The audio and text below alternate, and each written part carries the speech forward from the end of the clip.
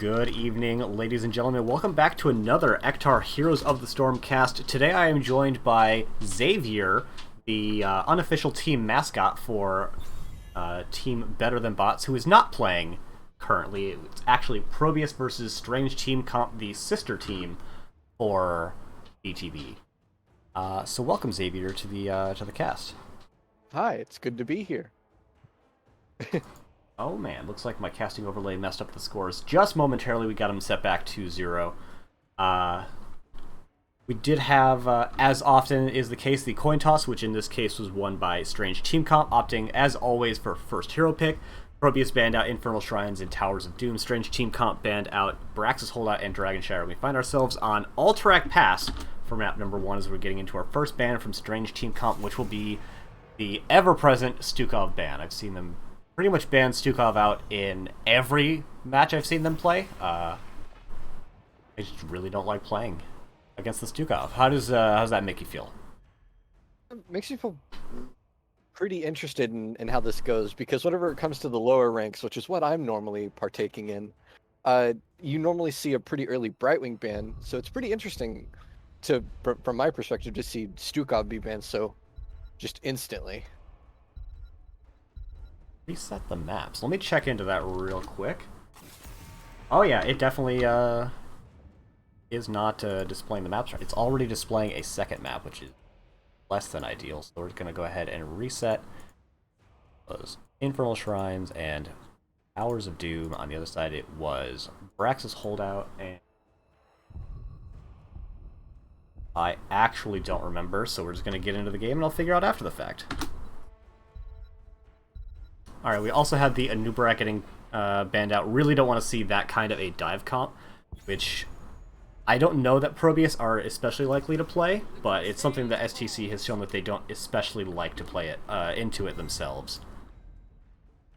On the other side, they definitely like to play the Varian, which was target banned out by ProBUs, and first pick Vala coming out from ProBUs.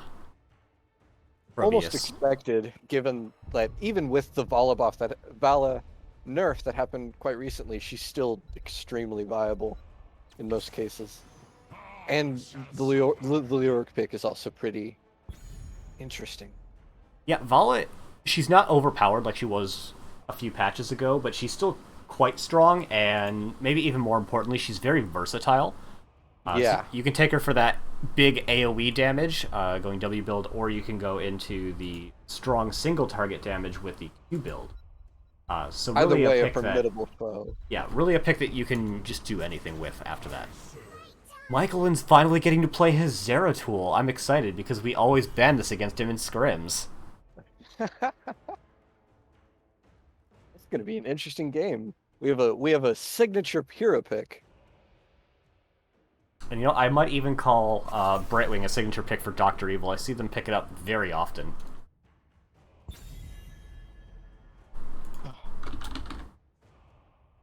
I am surprised that I haven't seen a Brightwing ban.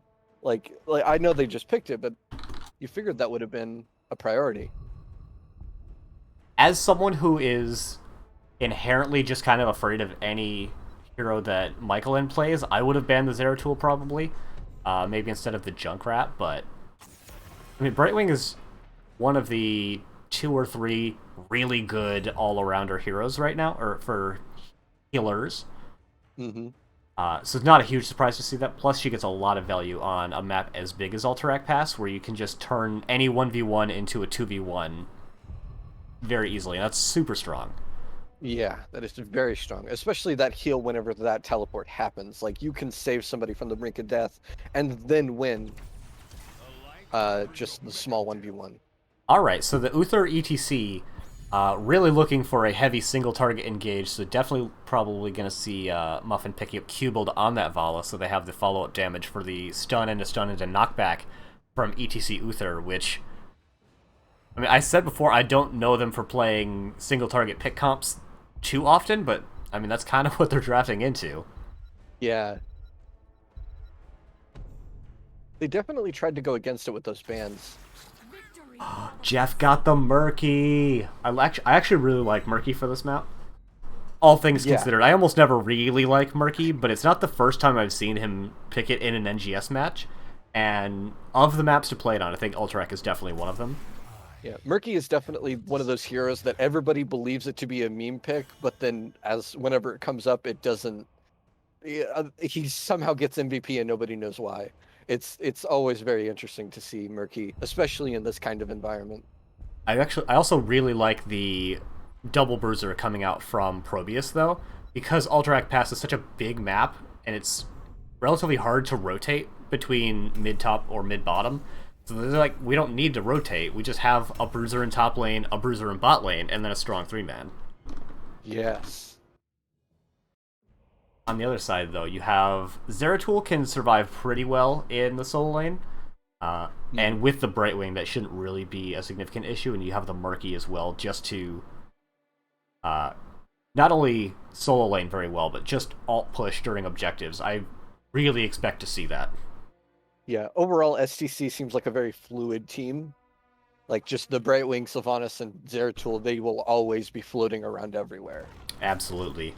Alright, we have spawning on the left-hand side in the Cyan trunks. They are ProBUs, with 8-Bit playing the ETC, Muffin on the Vala, Sage on Leoric, John Bunyan on the Deathwing, and Irby playing that Uther.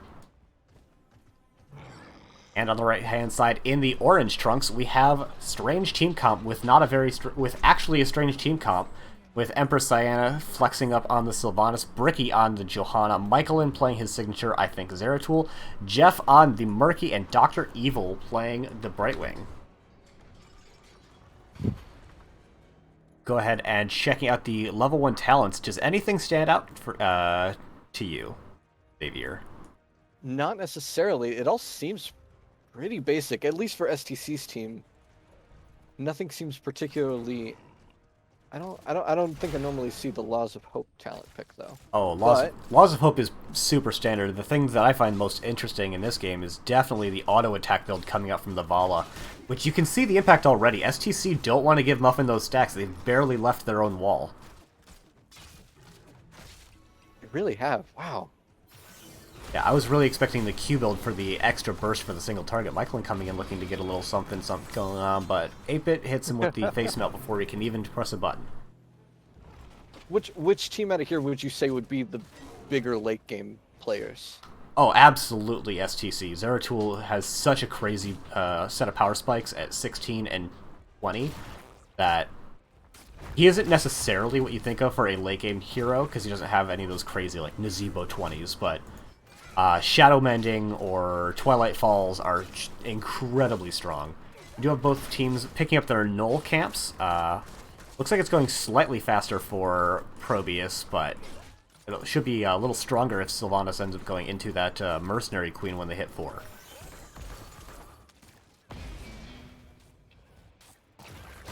Another thing that I think is pretty interesting, we actually have Bricky rotating up on the Johanna to hold top lane against the Lurik, which won't go particularly well for Bricky, I don't think.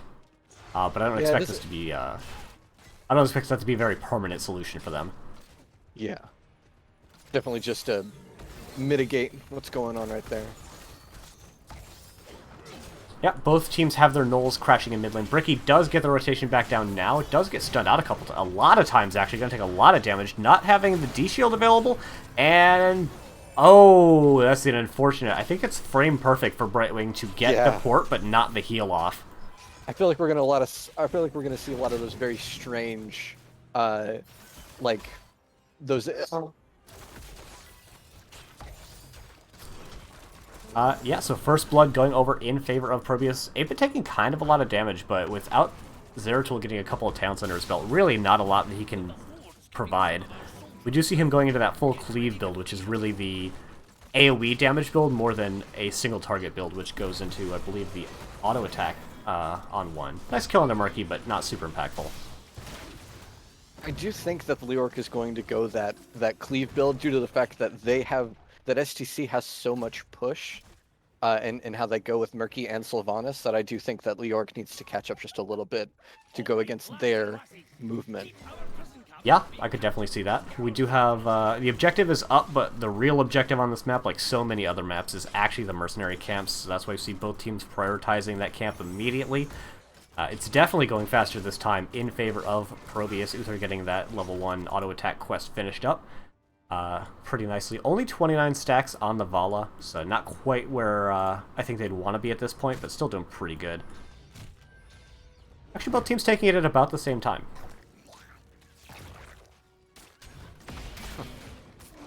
Jeff is looking to try and get a couple of those stacks, but just too much damage that are going to blow up that pufferfish before it gets any value. He's going to rotate down to the bottom lane, but to have the level 7 advantage in favor of ProBUs. Let's see if they can get anything done with it. Thank you, Edgy Zappelli, for the follow. Appreciate it. Nice slide coming out from 8-Bit. Is going to find some damage onto Empress Sienna, and the Polymorph just barely enough to keep Empress alive. And Muffin, in kind of a rough spot, though, is going to get the vault through, and is able to escape. Murky not quite able to get the kill there. And 8-Bit going very low as well, so health bar is pretty much in favor of STC, but a couple of kills in favor of ProBUs. I feel like we're going to see some very, very strange team fights going into it. I'm not going to follow you down that on the STC puns, I'm sorry. We do have Strange Team Cup in the top lane, looking like they probably want to use Self-Trait, get a little bit of damage into this front wall. There it goes. Sage trying to stop it as best he can, as the rest of ProBUs are rotating, and Bricky is going to slow that rotation enough that Empress and Dr. Evil should be able to escape without harm. That's why it's important to have your tank warding, and not just auto-attacking on the front wall there. We do have ProBUs looking to try and get a channel here. They have a man advantage, but it looks like STC are going to be here in time to make a contest happen. They actually got that kill out onto Empress, but they do trade out Vala for it. Bricky gets kind of low, but is going to get saved by the right wing. Channel is going in favor, but actually the minions are trying to help in the team fight instead of getting the interrupt, and yes, they're not actually going to get her up. 12 seconds left, and Bricky is going to have to fall back. Only Dr. Evil and Michael in here to try and make this contest happen. And I don't think they can. We do have STC... Actually, that's not... Yeah, we do have STC taking this camp here, just trying to get a little bit of value. We did have Jeff go ahead and bribe their opponent's camp, which is more nice for taking it away from their opponents than for actually getting it themselves. But, it's still nice. He's got the stacks, might as well use it. I do notice quite often that the objective on this map doesn't really matter in the early game due to the fact that people are just more fighting than doing anything else on the camp, on the objective. But late game, it is the equivalent of getting, like, a boss down every lane. Like, yeah. Part of the thing with this objective is it's not very strong itself. It's just very helpful to buff all of the other minions. So if you don't have a mini wave or some mercenary camps or some heroes to help it, it's pretty individually weak, and we see it going down in mid lane, barely getting to that wall. Checking top lane, Sage is just kind of beating down Michael in a little bit. Dr. Evil's going to come in there a little bit to make it a 2 versus 1 like we mentioned could happen. And that will allow them to get the clear without losing the fort. And in bottom lane, we see Jeff is going to get the clear without losing a fort as well. So, a couple of walls, a little bit of bruising on the forts, but honestly, that's what you expect on the first objective for this map. But it does show their really strong defense going into it, is that even with this objective, they're going to be able to individually protect each lane, even with mid fighting like how it was. Yeah, and it's important that STC aren't trading out a lot here. Michaelin is going to get the warp back in onto Sage, putting in some damage, but used all his buttons. Now it's just kind of walk away. Does Mursky's bribe do faster respawns? Doesn't look like it.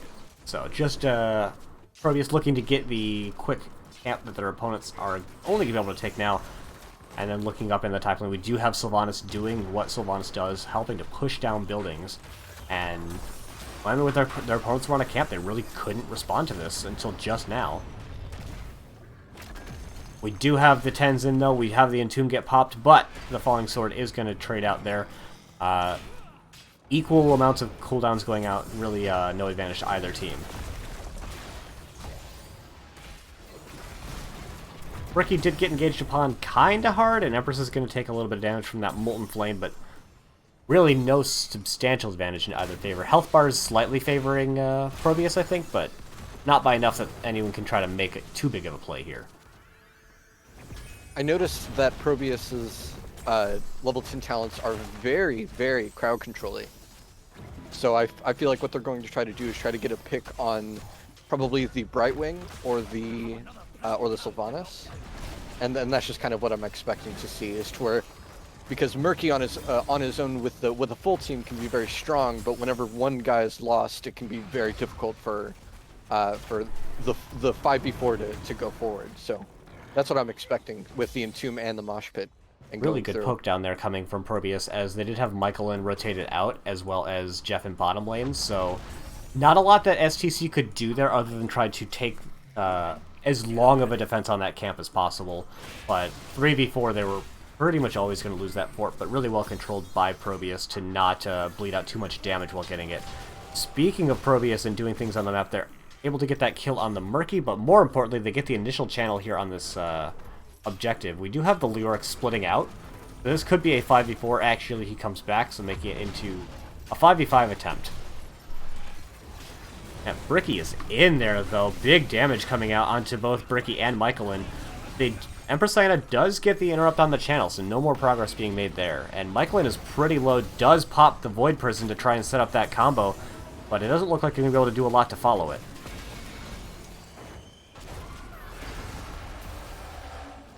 Alright, big ult coming out there from John Bunyan, zoning out the entirety of STC. Bricky has to leave tail between his legs, as he is just getting poked out by Muffin, who's up to 121 stacks on that level 1 quest. We have the Bruisers, both Bruisers from ProBUs splitting out into the mid and bottom lane to try to pick up the soak. With Jeff going into the top lane, I don't know if Strange Team Comp are going to be able to rotate in and make a defense. They are not. And they have to now survive another objective phase.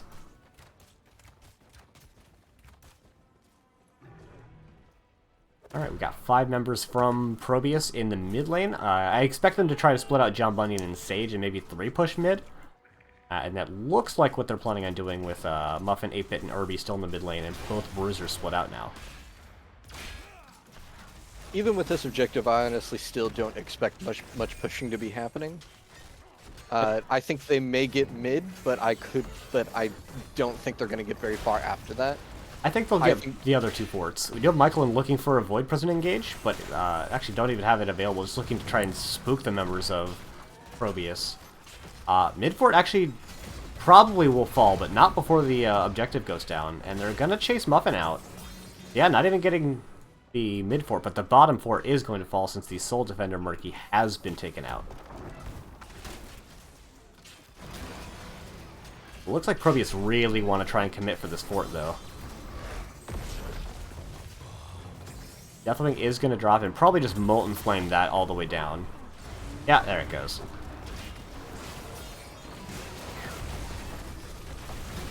Another kill going out on a Murky. Looks like in bottom lane. ProBUs, they're up 16, but there's not a lot I think that they can do on the map right now. They're going to start pushing bottom, though, with the last remaining objective, and if they can find a pick, they could still get some really strong value here. Falling Sword is going to get Bricky out of there pretty nicely, though. Ooh, Vala finishing up the Creed of the Hunter. At least the initial reward part of it.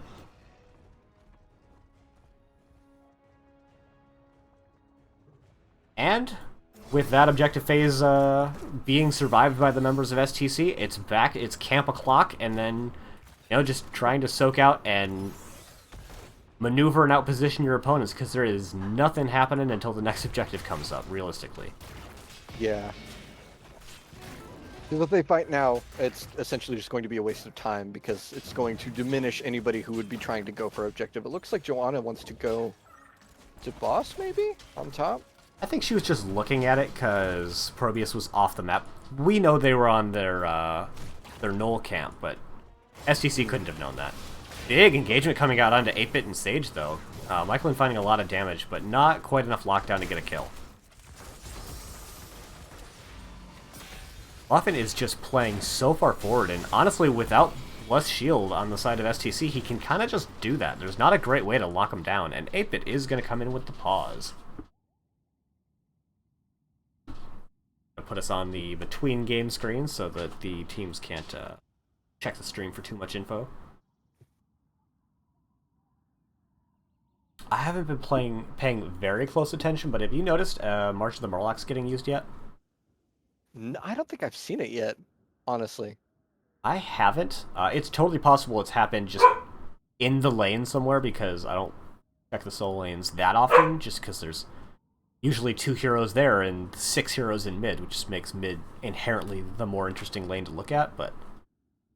Him and Deathwing have been kind of sparring at bot, or him and Leoric. It really depends on whatever objective is up. He may have used it at some point there. Alright, and we are getting back into the game now. Countdown is complete, and there's the unpause. Bricky looking for an engagement onto Leoric. I think he already used the Spooky Walk. We do have the engagement coming out from Michaelin, but once again, no real significant follow-up coming out. Oh, and Persina missing the Wailing Arrow timing, so... And little there's the Murlocs that we were talking just about. Sure were. Actually, a big kill coming out onto Michaelin. Sage doesn't have the Entomb anymore to try and lock down Bricky, so it looks like it's probably just going to be the 1 kill, although getting caught up a little bit on that channel point, and without there being a fort here, I don't know if Bricky actually escapes. And he doesn't. So really good team fight coming out from ProBUs. Looks like they're going to go ahead and try to take this boss, as the objective is just spawning now. Actually, they're going to try and do both. This is greedy. Very, very greedy. But at the same time, it doesn't look like STC are going to try and make much of a defense. Murky is coming in here for the bribe. 1, 2, and 3.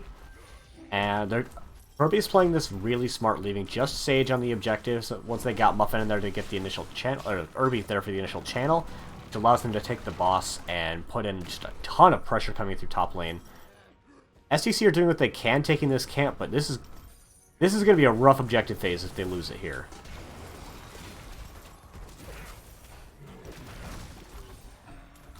With Bricky coming up now, I think that they could try to make a defense, but it looks like that's not the call. Michaelin's going to try and get the interrupt, and he will, as ProBUs had rotated several members out to deal with the Null camp in mid lane. But just as quick as that, ProBUs are going to get the rechannel, and with 8 seconds remaining and STC not positioning anywhere near it, instead just clearing out the boss, this will be a 3rd uncontested boss phase going over in favor of ProBUs, and I know the first 2 aren't that impactful. Don't worry, Michaelin, no one saw that boss stun you for no reason. The 3rd one starts to get pretty strong, especially with all the forts dead.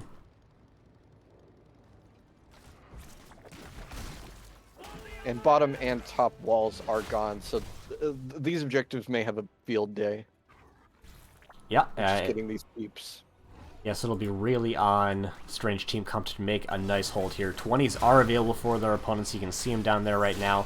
Farfight Flight Quiver is just a ridiculous talent on an auto attack Vala. It makes her go from a high risk, high reward hero to low risk, high reward. Which, I mean, if you can get away with that, it's a really good place to be. We've got a 5-man push coming here. Lyra trying to rip the Buried Alive, but not finding anyone, so just dropping it immediately. Pretty good defense so far coming out from Strange Team Count, really not taking too much damage, and this objective is very likely going to fall without taking the keep, but it's on the other lanes. In the top lane, Michaelin's already got that cleared out, and in bottom lane, objective's about halfway down, and with Empress Diana rotating in for the extra damage. It looks like the keep is barely going to fall, but on the whole, a pretty nice team fight and defense coming out from Strange Team Count. A big Void Prison, but is there the follow-up? Hitting out under 4 people, and not quite there. A little bit uncoordinated, but a lot of damage going into the EGC, but they are able to disengage. Looks like the Murky is going to fall, but 8-bit is pretty low, and is gonna not fall. Huge shield coming out from Uther on for Irby. And instead they get the turnaround Buried Alive to get the 2nd kill with the Johanna and the Sylvanas.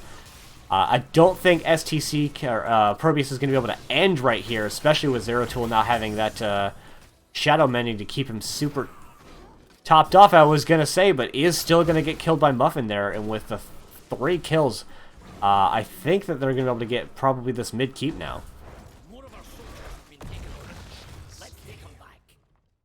And the objective phase is spawning before anyone on STC are able to come up. I wouldn't even be surprised to see them rotate down and take bottom boss before going on to the objective, and things are not coming up Millhouse if you're an STC fan.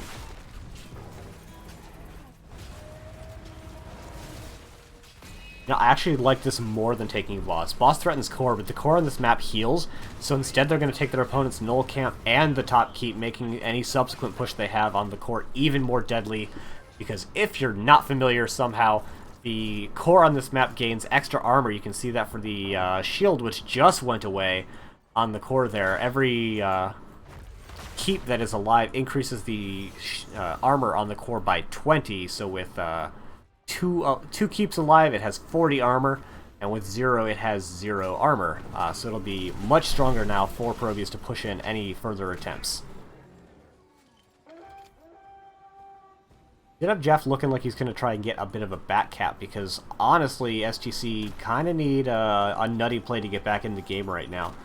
They are looking to clear, and there's a lot of time before they have to respond to this objective, but they really can't afford to lose it.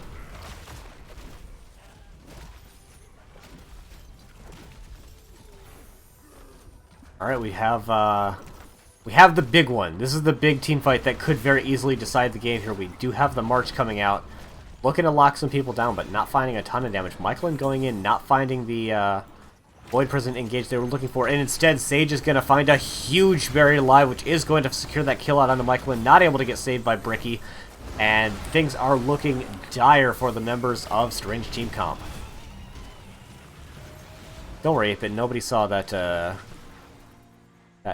lonely mosh that you had going there, but it's okay, we'll forgive you with as well as you're doing in this game right now. Looks like they're just ignoring objective just to go straight for core. If they have this freedom to do so, I'm not really surprised by it. Yeah, with 0 damage dealers alive for Strange Team Comp, it's a hard ask to try and get them to defend this core here, and it looks like they will likely be unable to do so as the Johanna falls, the Murky falls. Yeah, Uther fell, but look, he's back again.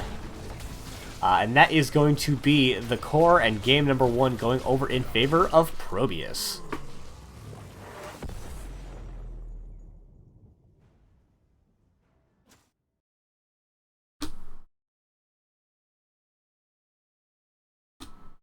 Alright, let's check out some of the post-game numbers as we are wont to do. That is a big damage disparity between ProBUs and Strange Team Comp. Like, I know big numbers, haha, tell a story, but when the number differential is 70,000 between the top damage dealers across the two teams, that's a big enough numbers gap that it does make a difference. It really goes to show how, like you said before, how Vala is versatile. She was molded perfectly for this game.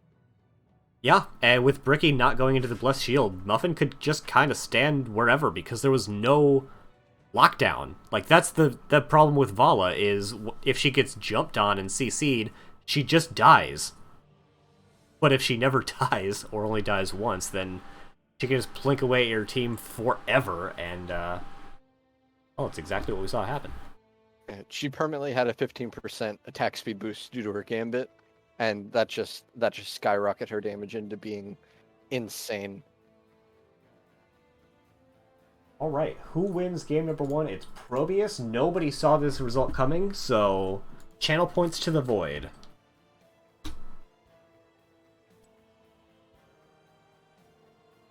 All right, so your Strange Team Comp, you want first pick for game number 2. Where do you think that ProBUs then is going to take us? Oh, that's a good question. I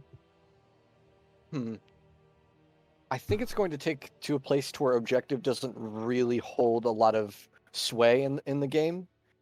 So, what's a good map as an example? Arguably, Tomb of the Spider Queen has a pretty weak objective. Yeah.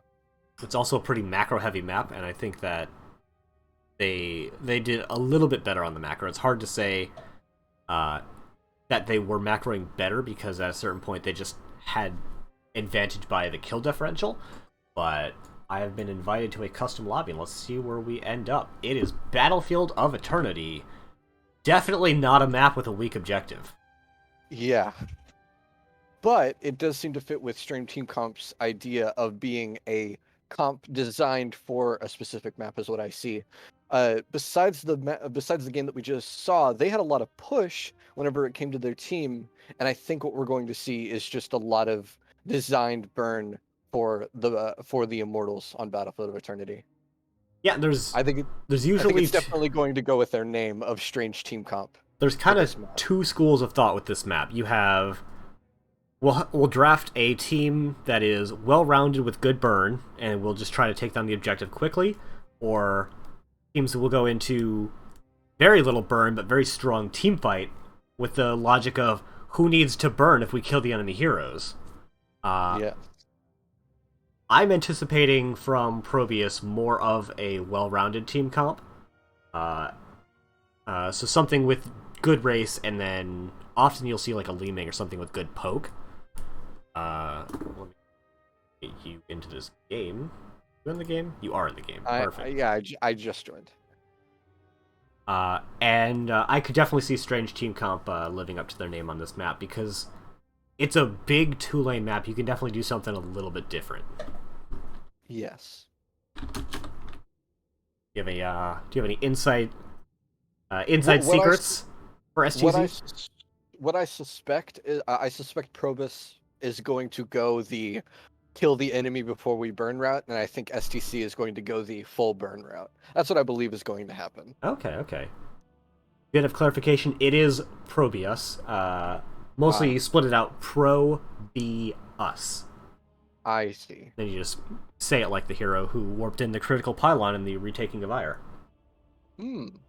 Pro-B-Us. I see. Okay.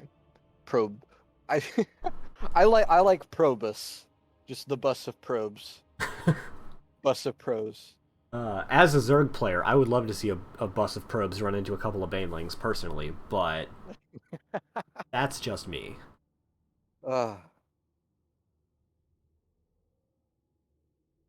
Okay, normally I like to ask, so what kind of, what do you think that Strange Team Comp would have to do differently to pull out a win in game number 2, but given that the map is so different, they have to play entirely differently, honestly. Yeah. Like, that goes, for both teams, it kind of goes without saying. I could probably give insight if we were doing another low objective map, to where it was just pure, like, just regular fighting between people, but now it's going to be fighting, but you constantly have a boss hovering over you. It's very, very different. Yeah. I'm expecting a lot of damage to be put out on both sides this time.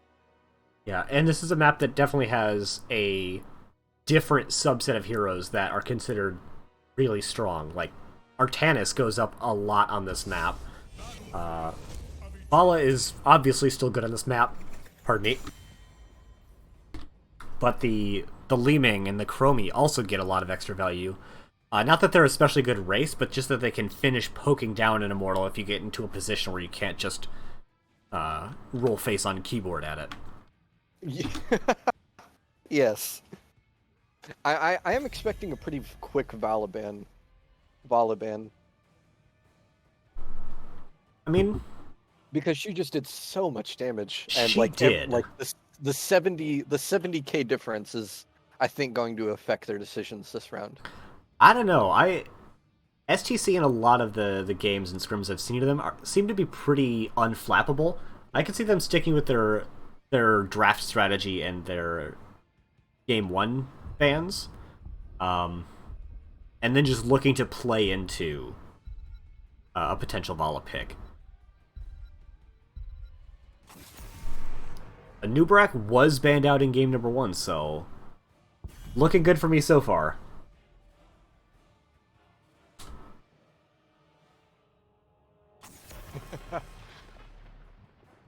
And there's the variant ban, so really respecting the history that both of these teams have put forward in the way that they like to play. Real question, do we still get a Stukov ban?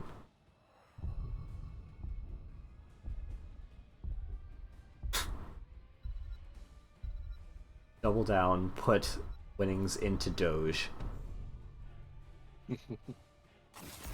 Sticking with their guns, I love to see it. And that speaks to the confidence that STC have to rally back in this game. Interesting.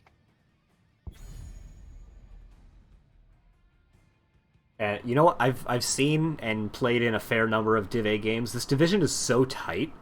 There have been plenty of series where you have a completely one-sided game 1 and then a completely one-sided game 2 in the other team's favor. So just because ProBUs had a pretty convincing game 1, that's not necessarily indicative of the rest of the series tonight. Ricky sticking with the Johanna. It was okay, I'll say, in game 1. It had a couple of good saves, but I really feel like maybe he was held back by his ult choice. On the other side, we have the Sonya, which is a great flexible hero, and Li Ming, very popular for the map, and also Muffin is just kind of a skilled assassin player, so can get a lot of value out of any resets. I do see Sonya quite often on this map, which seems pretty interesting to me. What's interesting about that? I happen to see her more often rather than not. Just every time that I get on Battlefield Eternity, I see a Sonya somewhere jumping around. I mean, she's a good hero. She's got pretty good race, even if you don't go Wrath of the Berserker. And if you do go Leap, Leap's incredible. On the other side, we do have the Chromie, kind of the common poke counterpart to the Li Ming, so no surprise to see that getting picked up. I am a little bit surprised to see the Rexar. I believe I've seen STC draft Rexar on this map before, but it still surprises me because I don't get it. If STC win, I'll have to ask about it. Also, still not seeing the straight burn. Like, you see the Li Ming and you see the Chromie, but those are like the poke, the poking burns. You don't really see one that's just a straight burn so far. Yeah, none of the... I mean, Greymane is the obvious poster child of just absolutely ruins the Immortals, but then you also have maybe like a Jim Raynor. If you go Exterminator, I think he does extra damage to monsters, and a couple of others. Brightwing getting banned out, which... Oh, there's the Greymane. And Irby sticking with the Uther, and it worked really well in the previous game. I wouldn't be surprised then to see 8-Bit go into some kind of a tank with Lockdown after this. Just honestly play the same comp, kind of. Trading out the Li Ming for the Deathwing, but that's a map adjustment more than a composition adjustment.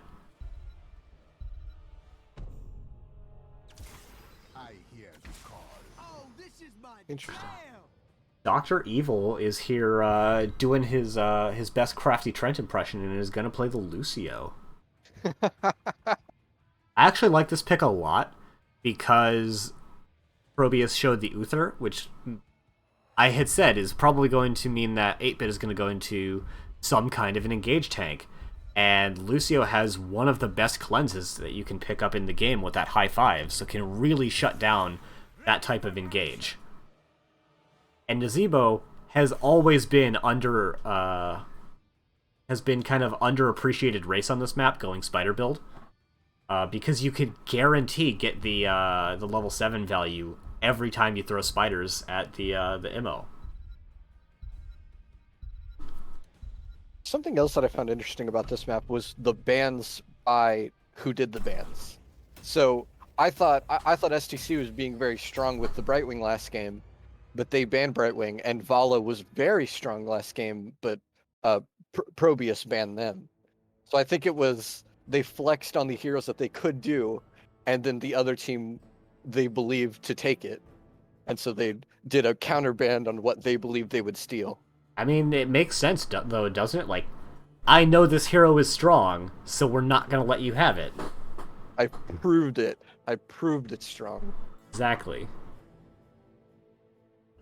Gotta say, both teams A+ on Portrait Synergy.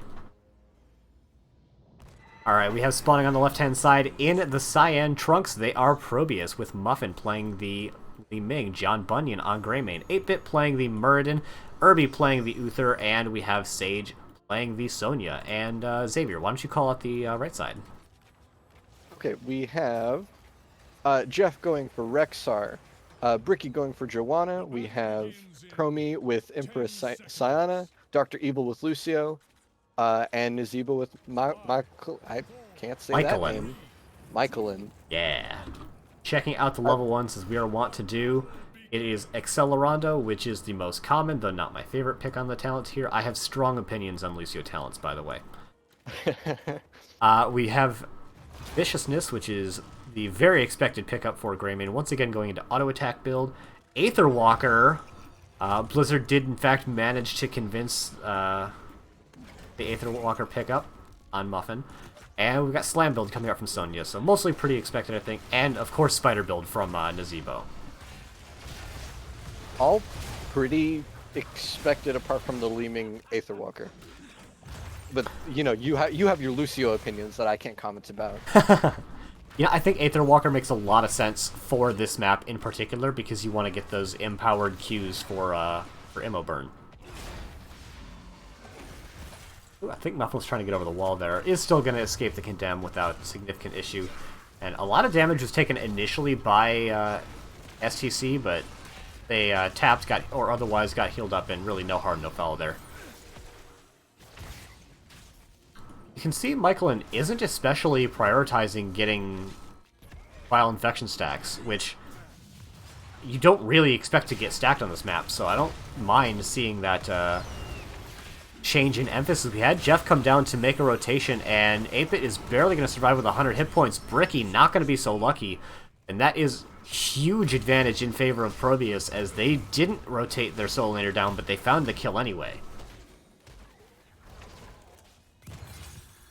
Nice little time trap there. Is going to hit onto John Bunyan and Muffin, but not going to lead to anything. Just stall him out for a sec. I notice quite often that that Chromie likes to put her little time bombs everywhere, and you always seem to walk into them. At least I do. You know, at least you should feel better knowing that she had to push the button to trap you. It's not automatic anymore. Yeah. Oh man. Alright, we do have the level 4s in just a little bit earlier for the members of ProBUs, and we're going into Orb build. Or at least Orb on 4. I think Orb on 4 is common across a lot of different builds, so that's not a huge surprise. Really the 7 will be more telling for what Muffin's going to want to build into for the rest of the game. Objective coming up in 30 seconds, and teams splitting out to take the Bruiser camp. Name a more iconic duo on this map. The two Immortals? You know, that is... They are pretty iconic, that's fair. Getting picked up immediately for ProBUs, a little bit slower on the side of STC. Not enough slower that I think is going to really matter, but it does mean that if ProBUs want to, they can get the early burn, and want to get the early burn, they definitely do.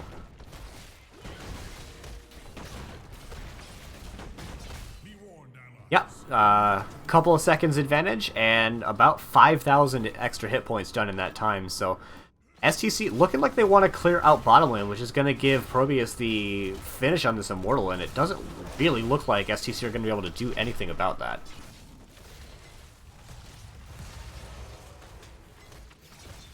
And you know what? Even Sonya's rotated out, so the camp in top lane didn't get any value either, so small macro advantage, I think, in favor of ProBUs as they get this first Immortal with about a 60% shielding.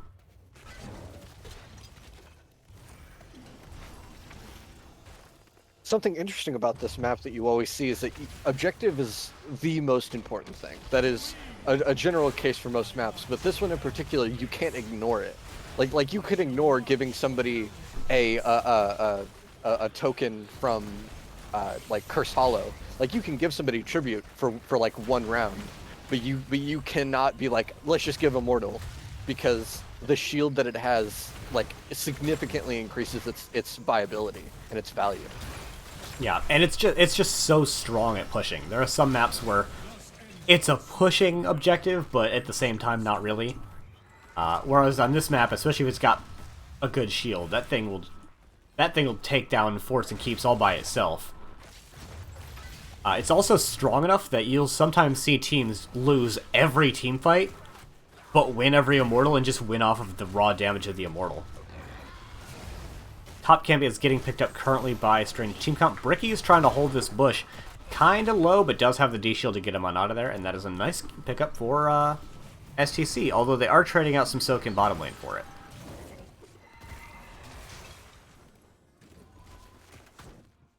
They're staying relatively even on levels, which is kind of expected, because how it's been going so far is just they've been getting a kill, they've been still laning, and it's just it's interesting to see how it's evenly distributed while they are still not doing the same thing together. I mean, you say getting a kill. There has been one kill happening this entire game, and it was that one where Bricky, I don't want to say fed under towers, but he aggressed under towers and was killed. But it did give them a little bit of an XP boost, which gave them a level advantage, which I believe gave them 4 a little earlier. Yeah, but very not a bloody game so far. Yes. Buttons being exchanged, but not really leading to anything. I'm definitely expecting some blood to be spilled over this Immortal, though. Yeah, we do have a little bit of an engagement going out into top lane, since we do still have a couple of seconds left. Looks like Jeff's getting the better of that. But not going to find anything. Dr. Evil's really going in there trying to find something. I think that STC were trying to find an engagement, but Sonya was out of there too hard.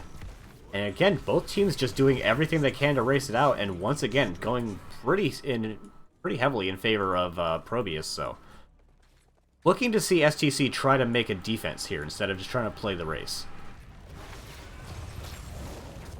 Ooh, big engagement coming out onto 8-Bit. He is going to be able to jump out, but the slow from Dr. Evil is going to help secure that kill, and a very nice kill onto the Murden is going to give STC the opportunity to try and find some more damage. Empress Diana picking up that early heroic on the Slowing Sands is going to help get them that Immortal, but at the same time we had Sage in the top lane split this whole time, so getting the value you'd expect out of an Immortal, but without an Immortal. Bring into the bottom lane, trying to do something very similar. A lot of damage going into that front wall as well, and really kind of weakening the push value that's going to be coming in off of this Immortal. A little bit of blood was spilled, just a little bit. Yep. I mean, twice as much blood has been spilled the rest of the game so far. Michael and taking a huge orb to the dome.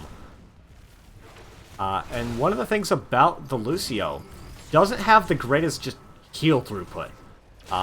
Also didn't end up going into the single target save in the high five, going with the beat drop instead. Really looking for the anti-dive prevention instead of the single target blow-up prevention. Ricky trying to find something into 8-Bit, but is going to get forced out just by raw damage. Fort does get picked up in favor of STC, so bringing parity back into the forts in this game. And that is it for this objective, although we do have in the top lane Jeff doing what Jeff does in picking up XP globes. We do have the camp here in bottom lane getting picked up by STC. They got the time trap and they've got the Chromie Vision as well, so they know that they are safe to do this. Bit of an engagement looking to try and be found into Jeff. Murden does get the jump in and the stun, but no one on his team is here for the follow-up, so really just a couple of wasted cooldowns and a turnaround. Cleanse does come out really nice. Avatar getting popped as well. 8-Bit is probably going to survive. Bricky coming in for the follow-on engage is going to have to get saved by the defensive cooldowns on both healers, and once again, a lot of scrapping, but no deaths. They definitely really wanted to keep Murden alive that entire time. 8-Bit alive. Yeah, I mean, that's totally fair, and Jeff got brought down to, I think, sub 200 hit points as well, so really good team fights coming up from both sides, just not leading to anything. We're definitely not having Nazebo finishing stacks this game. Make sure to flame your Nazebo for not finishing stacks. You have the camp getting picked up here. Looks like it's an invade coming from ProBUs, though. That's a bit of a feels bad, man. Murden just kind of whoops in there, takes it, and gets a discounted Nazebo as well. And that's really going to hurt STC's race on this objective. Just can clear out the camp in the bottom lane, so at least they don't have to worry about that during the objective. And ProBUs are looking for a little bit more. Dr. Evil pops the speed boost to try and get him out of there. Doesn't have the sound barrier available to try and keep up Jeff, though, and that is another kill going over to ProBUs at a really unfortunate time for STC. Yeah, not even touching the Immortal going into halftime.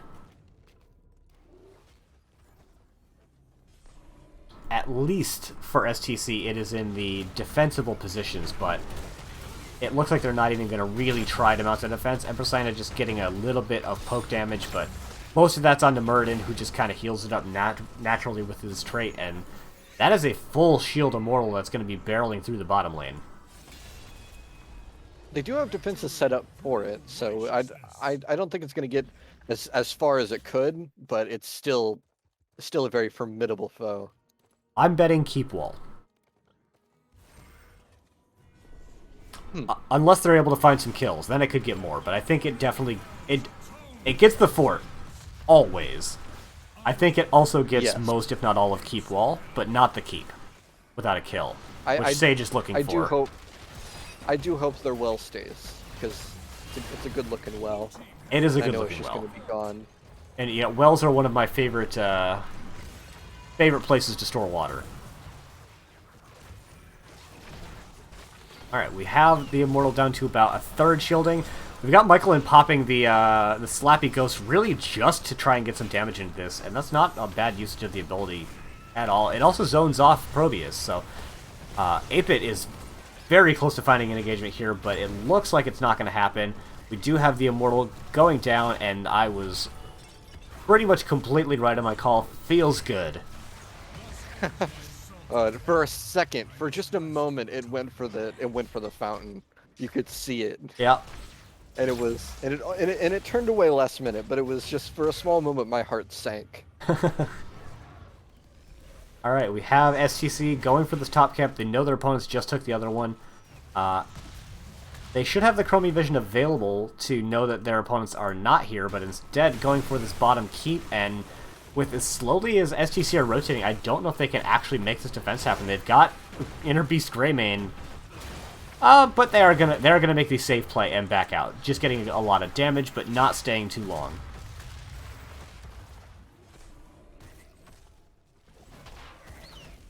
This does mean that ProBUs can go into that camp that their opponents didn't take, though. How long does Immortal come up after it just died? That's something I should know, but don't. I think it's a minute and a half or 2 minutes. Okay. I think it's 2 minutes. Camp getting taken. STC just playing very far back on their side of the map. They know they're about to be down level 16, and there is the 30-second warning. This Bruiser camp comes up right at about that same time, so I wouldn't be terribly surprised to see STC just try to soak out top lane, maybe take this camp and recontest during halftime with 16s. That's really got to be their play right now.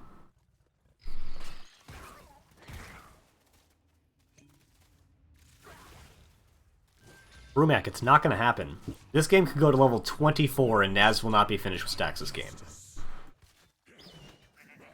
And frankly, it will be wrong for him to even try to take Vile Infection here. Another example of how strong that Greymane burn is. Yeah, no kidding. It's once again in defensive positions, but STC still haven't picked up that 16. So they're just going to full give this Immortal, doing only a little bit of damage to the shielding. They're going to pick up the 16, but now this is going to be going on to a keep. Good play by Dr. Evil to speed everyone on out of there, so they really can't find anything. Irby popping the Benediction very early, and not finding anything. Luckily for STC, this is going into top lane. But the members of ProBUs are in bottom lane, trying to, looks like, do an ult push. Pushing as 5 in the bottom lane, let the Immortal get the damage in top lane, and if they play it right, they get 2 keeps. If they play it wrong, they get 0. More likely than not, I think they get 1. I think they're going to get 1. Oh, they may get 2, now that I see it. The Immortal's going down very fast without anyone from ProBUs to actually make the defense here. Muffin looking for a little bit of damage off the side flank.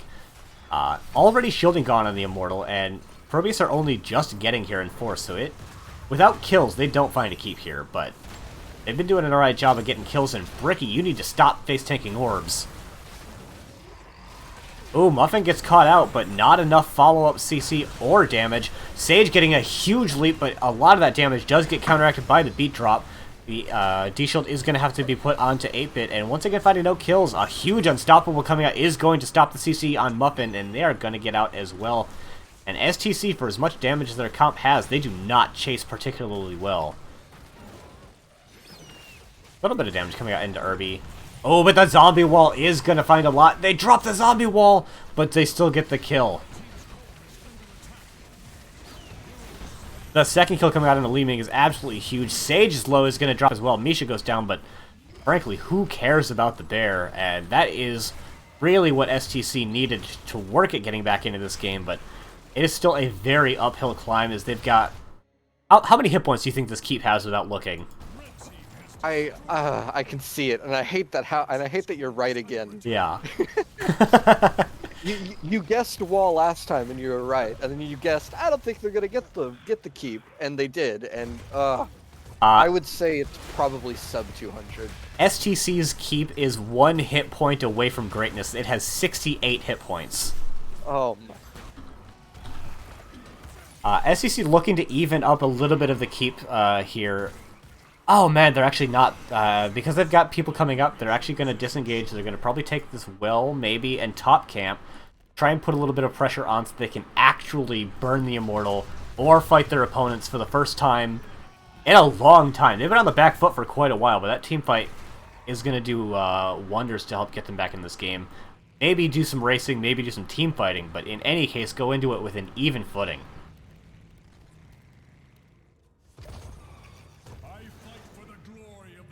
Bricky is going to face check that bush and find Sage, but not get too much into it. Muffin's in a really safe spot right now, just behind a wall where their opponents can't really get to him. And he did go into the, oh, is it Charge Shot Mirror Ball? It's Mirror Ball and Seeker. I never remember that level 7. But definitely the Immo race build with the extra poke on 4. Ricky finding a bit of an engage into Muffin, and now that Dr. Evil finally has that 16 up the frequency, he actually has pretty good healing.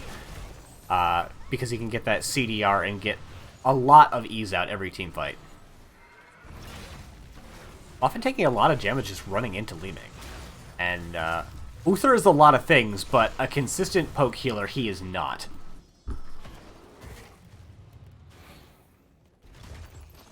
Alright, both teams really just kind of jockeying for position on this top Immortal, which STC have done a good job of actually poking out. They've gotten forced back a little bit, but taking a fight under their own Immortal is really strong for them. We do have the Leaping Edge coming out onto Sonya on Dr. Evil, really not finding a lot of additional damage. The beat drop does go down, but really not finding, I think, the engage that ProBUs was looking for, and this gives the opportunity for Strange Team Cup to make a team fight happen, or just to finish this Immortal race. And with Michael and Empress Sienna finally able to put all their damage into it, is starting to fall pretty well. But ProBUs, you know, they've got a lot of damage. They've got Greymane, they've got the Li Ming as well. They get the kill out of Misha, which is still going to be a reset, and this Immortal race is very close. And it just barely goes in favor of ProBUs, but with almost no shielding remaining.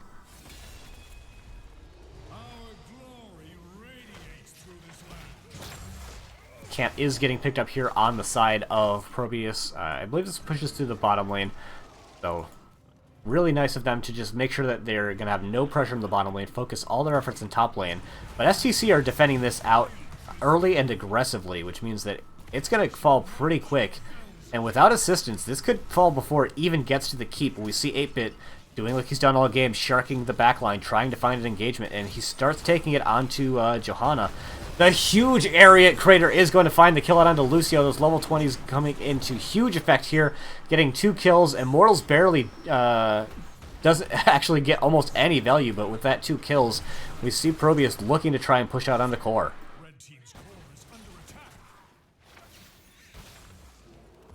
They're not pushing in Curious super aggressive. Go ahead. I'm curious on whether or not to see if they're going for core. I think they're going to get a pick first, and then they're going to go for core. I can't disagree with that logic as John Bunyan finds the kill onto Nazebo. And Empress Cyanna's got a pretty good Chromie, but I don't know that they have a 1v5 good Chromie. And the Area Crater coming in once again, going to find that kill on an Empress Cyanna. Jeff going to get taken out for... maybe not. Does survive. Small victories there for Jeff surviving, but that is going to be the 2-0 victory and the series in favor of ProBUs. Not a lot of blood spilt that game. For as much fighting as we had happen, not really, yeah.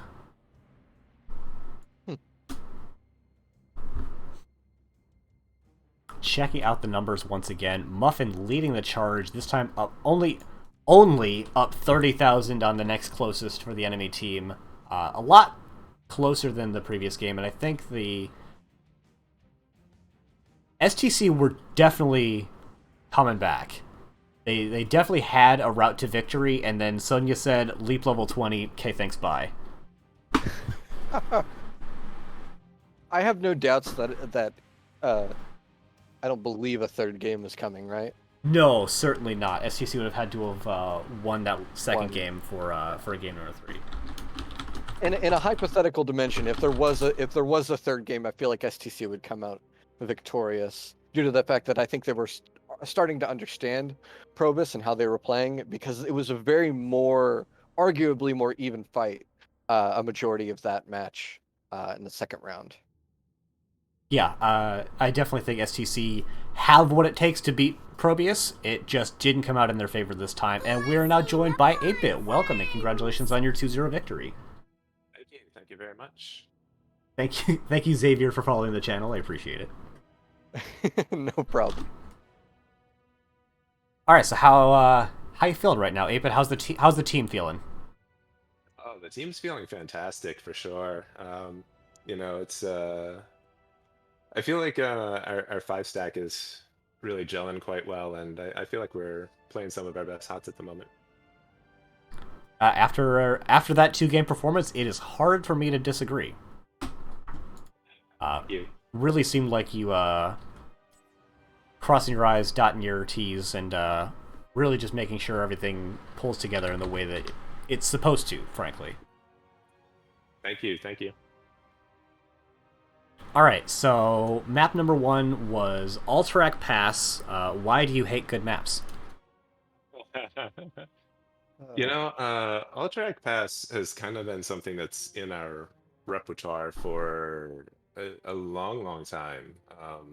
As I'm trying to remember when we first identified Alterac Pass as one of our preferred and favorite maps. It's a little wonky. The objective is a little tough to cap for sure. But overall, I enjoy it. I think the team enjoys it. It is a powerful objective, which then kind of requires it to be fought over. Kind of removes a little bit of the overarching macro value to the map, but it's just a good time. We like it there. I mean, come on, you and I both know that the Null Camp is the real objective on that map. The Null Camp is a very powerful objective, although we definitely lost the Null Cap count in that match for sure. Murky, we knew that Murky was going to be looking for the back cap over there with his bribe, and he got it more often than we were happy with. Yeah, oh, well, pretty fair assessment. Such is the life of a Murky. So speaking of, had you sniffed out the Jeff Murky? Murky was something that was on our radar for sure. They seem to have a bigger prio onto the Leo. We were not terribly surprised by it. We knew it was something that had been happening recently. Yeah, I believe I actually got to cast it once already. I believe on Towers, and they didn't win. I don't think, but Murky was not the reason they didn't win. Murky was actually really good on that map. one of the things about those Murky players is that they spend so much time perfecting their craft that a lot of them are just very, very skilled. They sort of remind me of Probius players in that regard, and that anyone who puts in the time to play it typically is going to be very, very proficient at the hero for sure. I would love to either refute or agree with that statement, but I've never met a Probius player. Well, neither have I. Which is a shame, of course, given your team's namesake. It was a long-standing thing forever that Probius had never played Probius. We had one match where we were going to YOLO it in season 6 because our healer had it as like a pocket thing, and the enemy team ended up sniping it away from us, which was quite the surprise. That's I think they, wild. yeah, I think they banned it. I think they just banned it for the lulz because of the name. Yeah. Um, and it went unplayed forever until Majesty joined on an XGDI team and said, "This is the year that Probius plays Probius. I refuse to accept that the drought will last indefinitely." I don't know if I was there for that game, but I was probably there for that season. It won. It felt terrible. I, that sounds exactly like what I would expect a Probius victory to sound like, not gonna lie. It was mostly our four-man getting run in circles around the map as Majesty AFK'd into core on bot lane. To be fair, any game with Majesty, you're really just on Majesty's wild ride. And where it's gonna lead and how good or bad it is really on two things: Majesty's individual performance that day and the team's uh, willingness to play it. I'm not going to refute that one. I love Majesty. I don't always have the temperament to play a Majesty game. I won't refute that one. uh, the other thing that I guess I would call out for game number one is you let the Michael and Zeratul through. How did that feel for y'all? You know, Michaelin is a player with some very he's got phenomenal micro to be able to handle those types of divey, flashy melee assassins. So knowing that the Zeratul was out there was something that we also thought about as well. It was a lot of active thinking to kind of look at it and think about it all the time. I had to focus on a lot of had to be very judicious with my W cooldown in order to kind of boop him out and keep him off Vala when he wanted to be diving in. Wasn't 100% successful, but then again, you don't expect to be 100% successful at always controlling a hero like that when you need to be on point all the time. So um, it was something that we saw coming, and we thought we had other bigger priorities that we needed to address in the ban phase, so we game planned for it as opposed to just removing it in draft. Yeah, we pretty much saw that from both teams. Target banning something that the other team does well. Y'all banned out the variant in both games. They banned out Stukov and a Nubrak in both games. I know that STC just like to ban out Stukov. Do y'all play a Nubrak, or is that just another comfort ban, do you think? It's been working its way into the tank pool for sure. Anubrak he's in a decent spot at this point in time. They gave him that 1% buff to his W that brings him back into the meta. So we're going to enjoy that ride until they take that 1% buff away. So it's yeah, it's a tank that's in the pool. I've kind of been playing HOTS for so long at the competitive level, specifically on this tank role, that kind of every tank has wafted in and out of my pool at a certain point. So he's the flavor of the patch. That's fair. Have you off topic as heck, but have you played much Pokemon Unite?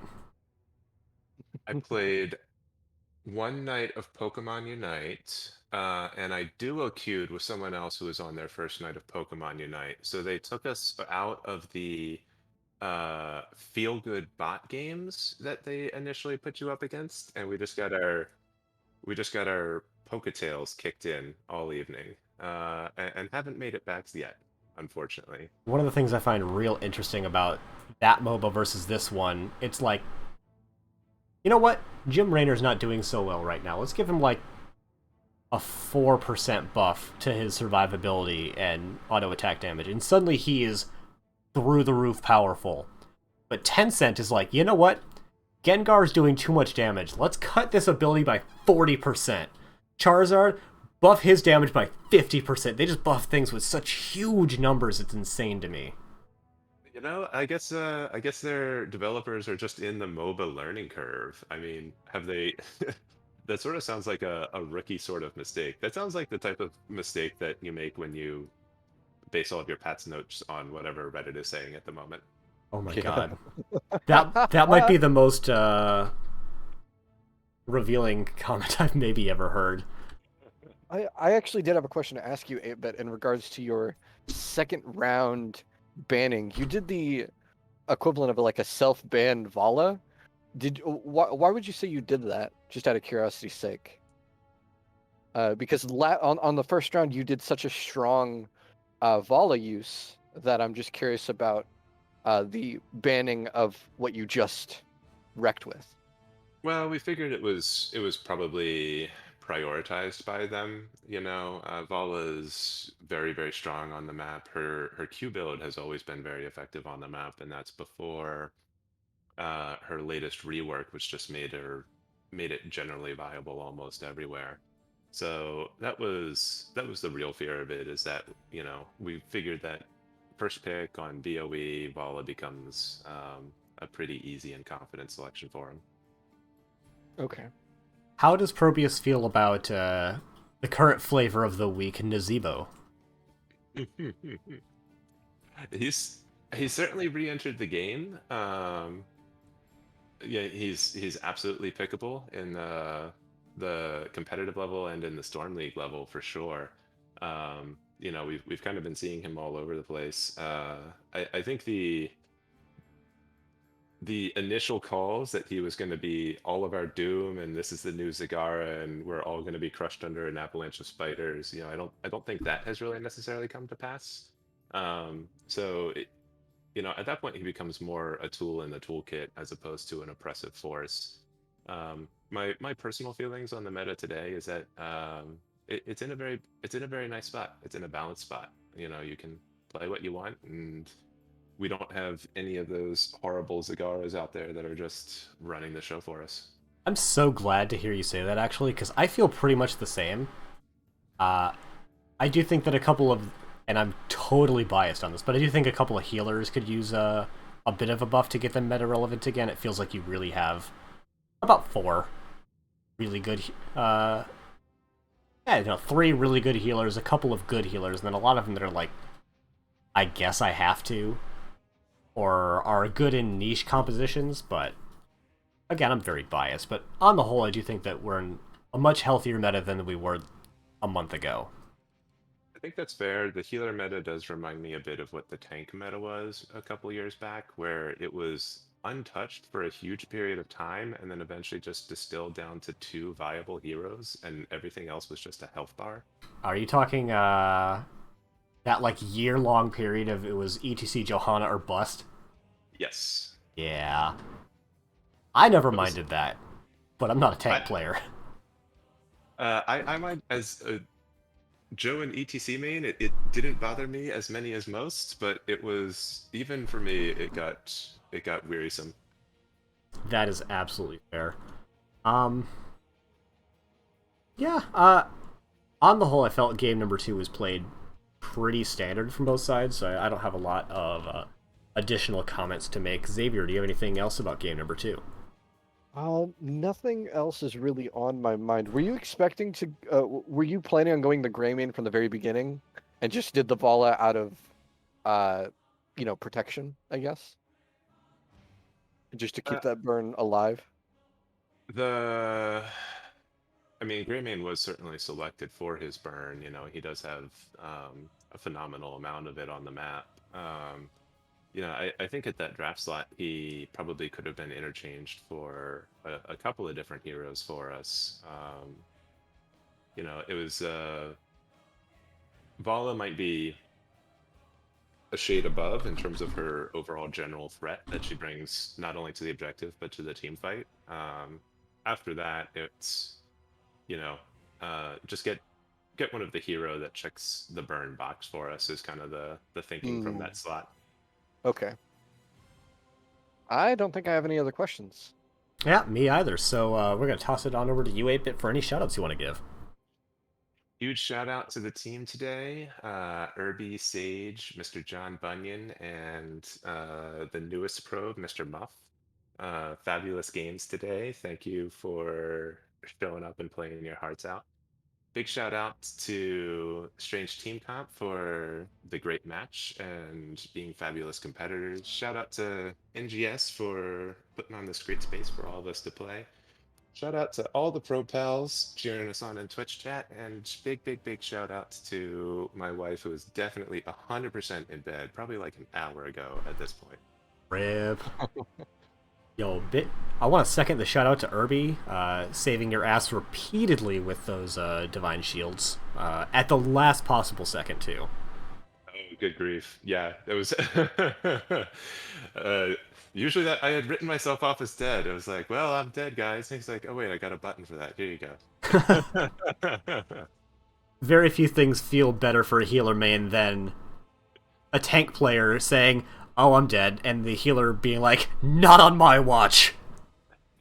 The amount of saves witnessed was insane. It really was. Yeah, thank you very much, Irby. He certainly played his heart out today. Oh, actually, I did have one more kind of big picture question for y'all. So looking at the Div standings at the moment, it seems really we've got kind of 3 teams leading the pack right now: Cat Daddy's, ProBUs, and to a slightly lesser extent, Tactical Feed. Have you begun preparing for either of those 2 matchups yet? And how do you go into playing against such another obviously strong team? Tactical Feed we've got under the belt. That was actually our week 1 match. Nice to get those out of the way, honestly. Yeah, very much so. It was quite a hectic one for me because I was playing it in the business center of a hotel lobby. I went down there to hook up to their higher quality computer runners. So obviously the thing that, I mean, the marquee match is certainly Cat Daddy's. I mean, they're having a phenomenal season. They had a phenomenal season last year when they came into the league.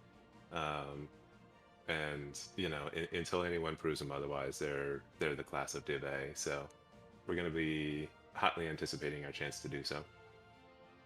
Love to hear it. All right, thank you, 8-Bit, for coming in for this interview. Thank you very much for having me. Yeah, and we will definitely see you around sometime in the future, I'm sure. Later. Thank you. Have a great night. Have a good night. All right, Xavier, that was fun. Thank you for coming in.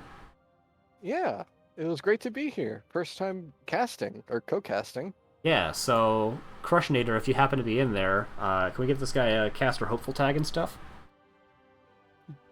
And I'm sorry for having a not NGS approved co-caster. I know. Oh, is that a thing? It is. Am I a pirate caster? You're a pirate and I'm a smuggler. That's how we're gonna go down with this. Awesome. Okay.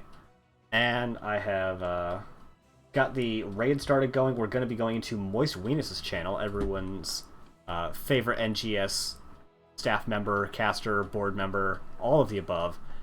And thank you everyone for coming by, and we will see you next time.